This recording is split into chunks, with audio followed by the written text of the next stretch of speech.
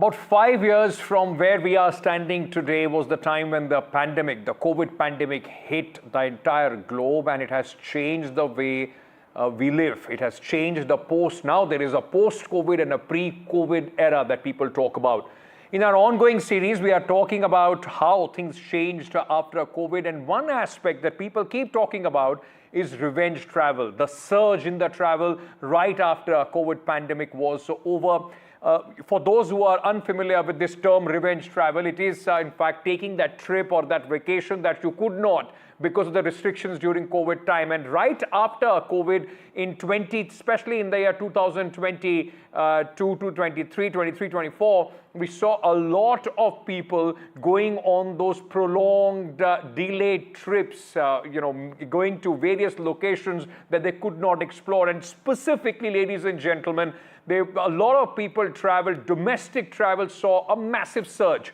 And we're putting those numbers also up at this moment on your screen. Look at that, 2022 and 2023, how the domestic travel went up in India as well. So a post-COVID pandemic travel trend is also one of the things that has defined the world, or at least our country, after the pandemic got over. Today, of course, in conversation with me on this is Shrinek Alwani. He's a descriptor, editor, writer, and author. Has been to 69 countries and many of them multiple times over. Thank you so much for speaking to us, Mr. Alwani. Let me ask you this, because we are talking about how the world changed. The travel habits also changed significantly, post-COVID. People first from not traveling at all, then got used to traveling with their vaccination cards and the mask came on. Just share with our viewers, how different was it once the entire disruption of travel was over after the pandemic? So I went for my first trip in 2021, January, and one of the new things that happened was we were given, the airline gave us COVID insurance. And I was in Dubai and I tested positive while coming back. And just one phone call and things were sorted. I have traveled multiple times with insurance, but things were not sorted when my baggage was stolen, or I fell ill, or my phone was stolen. Nothing was covered. That was one great thing, but we also had to wait for tests at the airport in Dubai, especially.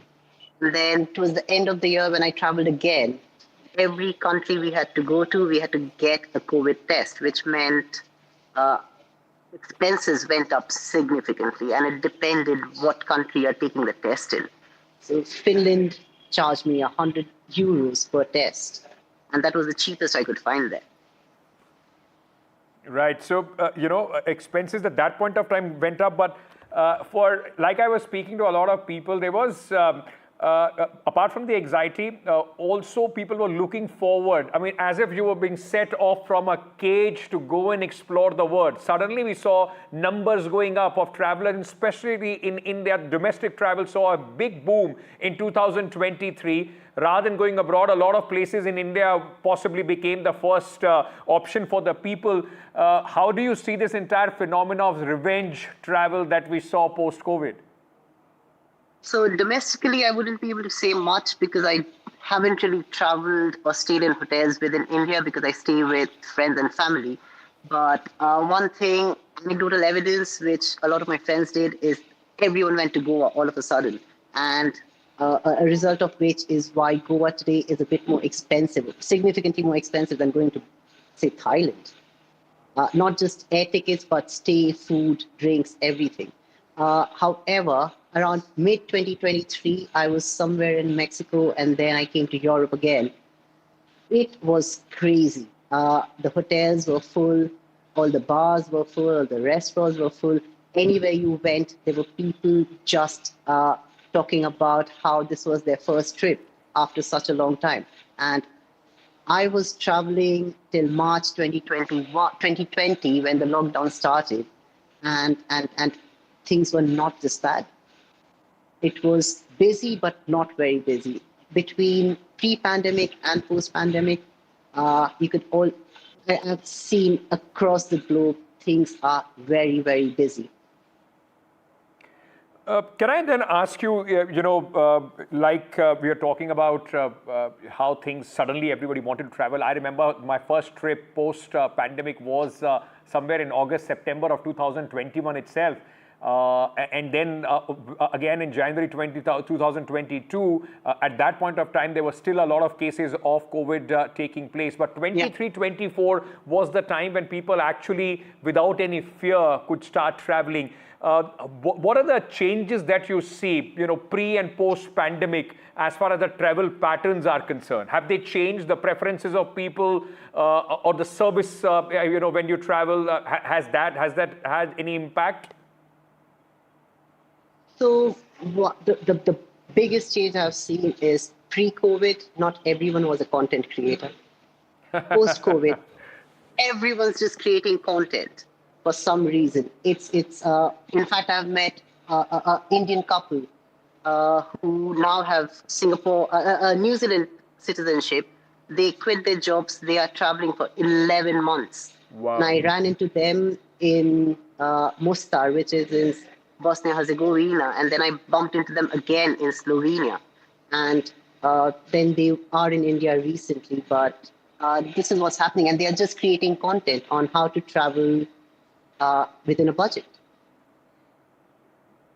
That's fantastic. I mean, a lot of people, I think, like I keep saying, there were dark days of pandemic, but post-pandemic, a lot of people have also found way to utilize this newfound, revolution of technology to try and create new jobs for themselves. In conclusion, let me ask you this, Mr. Ilwani.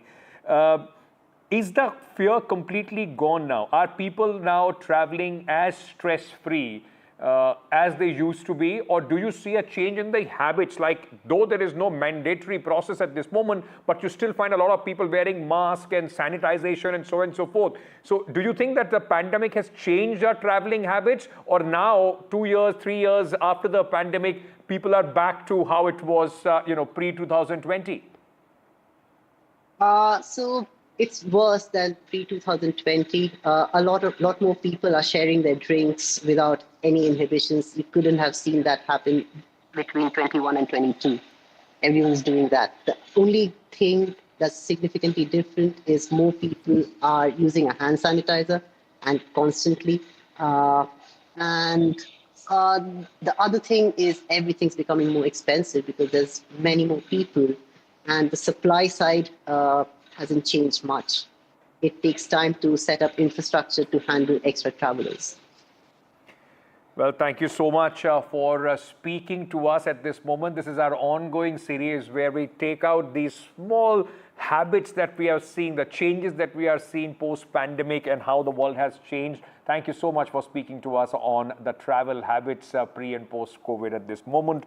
We'll keep getting you experts, on various aspects, because, ladies and gentlemen, we don't see these things. A lot has changed from what it was, as they say now, the era post and pre-COVID pandemic.